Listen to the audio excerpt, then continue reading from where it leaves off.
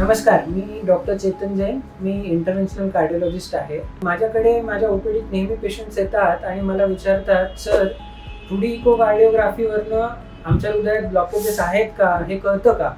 तर आपण पहिले हे जाणून घेऊया की 2D इकोकार्डिओग्राफी म्हणजे काय.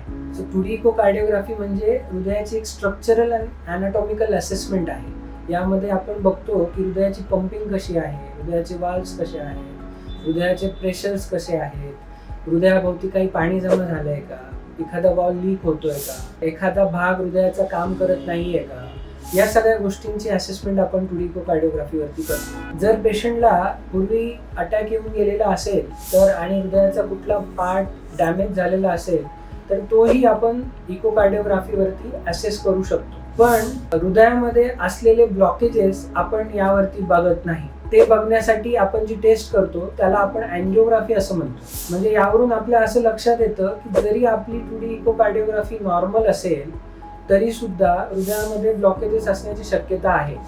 त्यामुळे जर तुम्हाला त्रास होत असेल, लक्षणं दिसत असतील आणि इकोकार्डिओग्राफी नॉर्मल आहे तरी सुद्धा तुमच्या कार्डिओलॉजिस्टला भेटणं गरजेचं आहे.